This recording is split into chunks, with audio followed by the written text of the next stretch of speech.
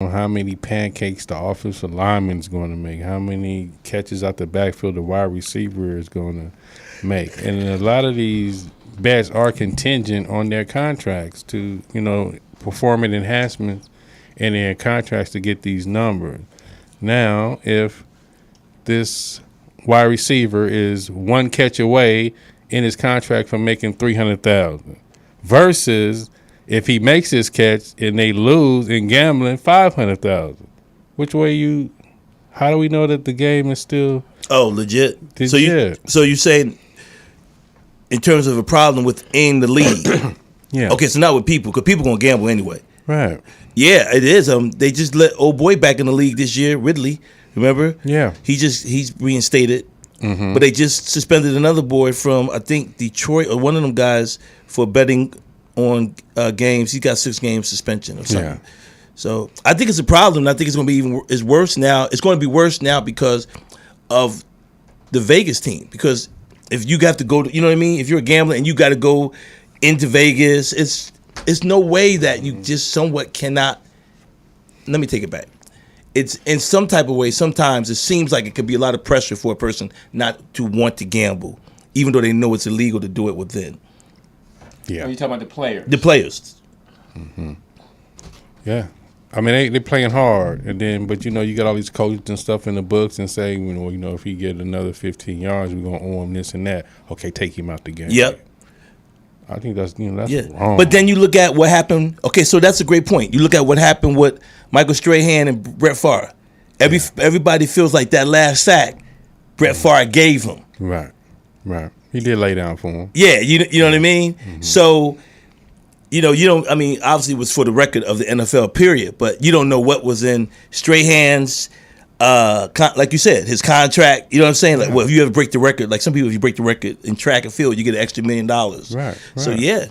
But but it's so relevant now everywhere. How can you really monitor it? What can you do?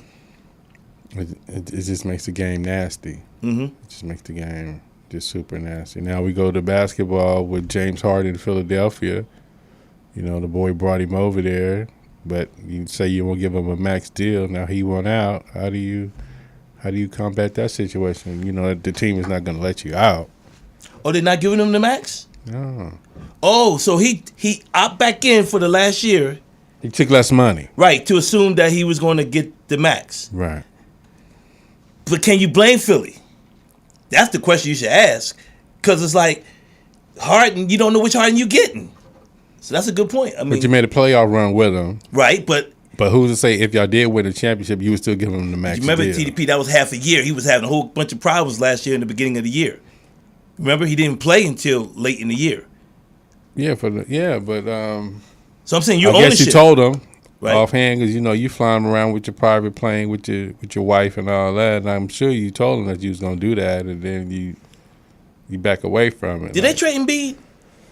Yeah. I think they got rid of him, but they let him go.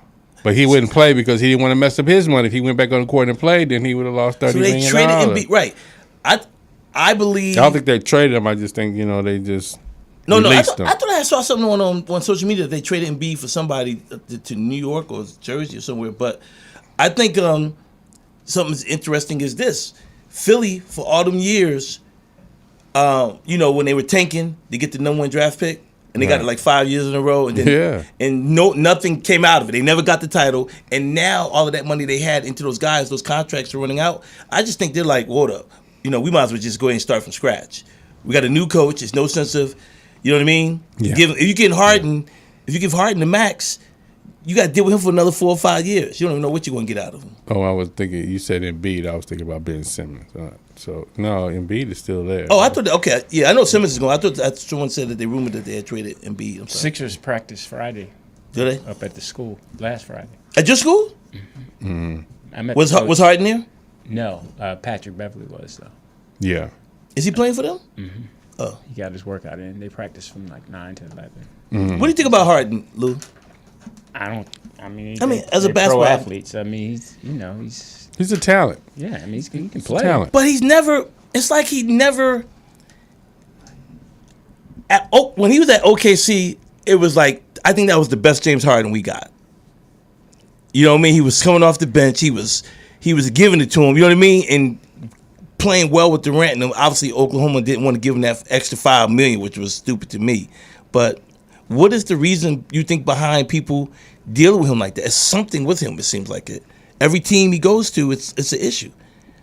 I think that you with him, he still plays, but it's a numbers game. You know? Right. They number you out when you ain't the man no more. But when you the man, they tolerate you. Right. So it's right. That's true. It's just tough. That's what I mean with the whole gambling thing. It's kind of suspect on sports. Mm-hmm. Well, I believe that the refs are in on it way before the players. And when Tim Donahue said what he was, and then the NBA tried to Stern and them tried to say, he's not. You know, they really just try to push it under the rug and act like it wasn't true. Come on. Like that one isolated incident. Yeah, when Portland played, or was it Portland or Sacramento when they played the Lakers and they came back? That was the game he said that they threw for the Lakers. Yeah. And in the Sacramento series too. Yeah. Against the With Lakers. Weber in them. Yeah. Yeah. With Vlade in them. Yeah, it's tough. Sports is. I don't trust.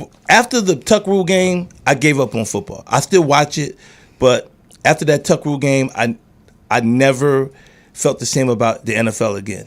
Yeah. Because I knew the NFL didn't like Al Davis, and for them it took them almost a half an hour to make that ruling. In terms of, you remember how long it was? And when they talk about, forward pass, and then the next year, you knew it was bullshit because they changed the rule the next year. No, they waited 10 years. No, the next year, TDP, because they said the rule was if you go back, they act like you're going to throw the ball, and then you tuck it, no matter if the quarterback is hit 30 seconds later, it's not a fumble. And then they changed it. The rule was from 1934. That's what took them so long to find that rule in the books. 10 years later, they took that rule off the books from 1934. It was 10 years later. They went to court. Al was fighting that. You know what I mean? Well, did you see the document? Did you see the documentary with Brady and Woodson? So what happened was Belichick at one time during the year had found something happened like that during the year, and it came up. So it was like it came up again. Right. It's terrible. Right. But that stopped me. I mean, that's what I'm saying in terms of what we talk about gambling. After that ruling, I was just like, I don't believe that in was sports. like the Rams and the Saints in that pass interference. Oh, like how you don't call that? Did you see that, Lew? Mm-hmm. So how do you don't call that play? That's what I mean by gambling. Yep. Know, that gambling. I gave up on it. The only sport that I believe is real is golf, because it's really you against the element. You don't have any judges. You know, it's you being honest. You know, whether you cheat or not. You know what I mean? You just wait to cheat. But in terms of having a judge, someone ruling you and costing you, like boxing or something else, golf is the only sport. You can use magnets in golf. How? I'm a big golfer. Tell me how. Where? Underneath the grass. You can use magnets. I know it's tough for you to believe. Yeah, that's a tough one for me to believe. Yeah, you can use I'm not magnets. saying it can't, but that's a tough one for me to believe. Yeah. You don't think cheating's going on like that on the golf course?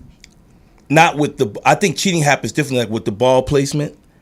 They caught VJ Singh like that one time. But no magnet or anything? No, I don't believe in the magnet stuff. But I do believe that guys have cheated when they touch the ball, because once the ball's in play, you're not supposed to touch the ball with your club at any. You know, it's considered stroke even if you tap it. They had to change the one rule where you put the ball on the green, and then if your ball rolls, because I guess it was a big tournament, and the guy's ball rolled, and then he hit it anyway, and then they counted the little slight roll as a stroke, and then even though he didn't address the ball, so they changed that. But in golf, you know, one way you do cheat is how, and I get, you know, when I play with dudes, they get mad at me, but I tell them, man, watch how you mark your ball. Because you put your ball down, you put the mark behind your ball, but what they do is they take the marker and they slide it under the ball and then they pick the ball up. So you slid the coin up maybe an inch or two. Then when you put the ball back down, you put the ball down another half an inch or an inch in front of that. So you don't move it up 3 inches. Right. And that's a lot when it comes to putting. Mm-hmm. And always see the sports sticker. All right, I'm Lew Dix. TDP. Dannon Green. And that man, Is Mr. back. Arnold, is not here. Because he's mad at Oh, he's not mad. He's grinding. Nah, I'm he's just hustling. Listen, we appreciate you all. Shout out to. Oh, that's weird. Well, It's a good show. We didn't hear from Jeff Brown. He's in the chat room though. Oh, damn.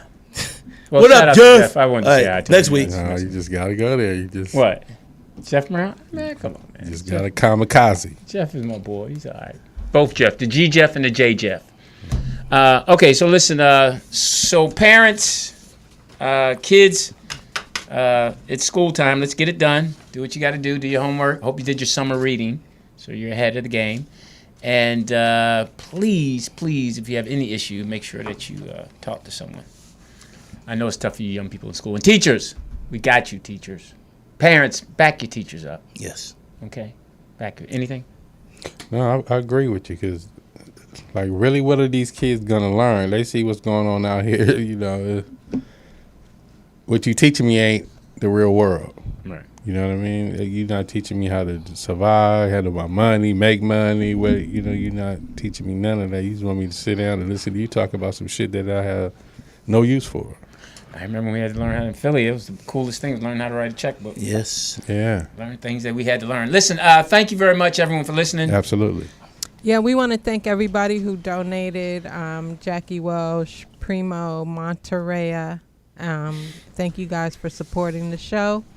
We appreciate it, and we will see you guys back here next week. So please support the show. And then, Dannon, you had something you want to say? Oh yeah, I wanted to. He wants to thank Carl Lewis for turning him on.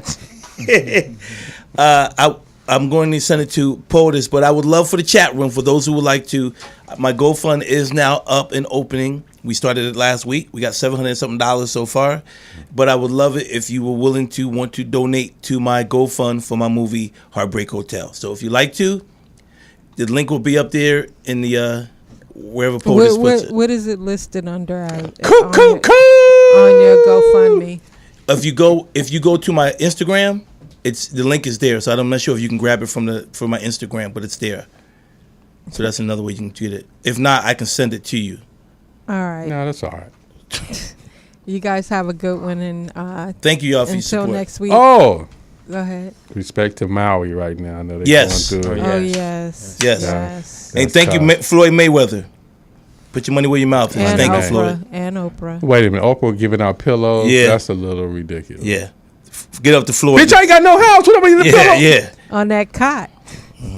Floyd took care of You him. wrong. He gave up a lot of money. He took care of 60 families. You get a pillow. You get a pillow. Exactly. Shout out to Floyd. Way to do Bitch, it. I ain't got no car. I ain't got no.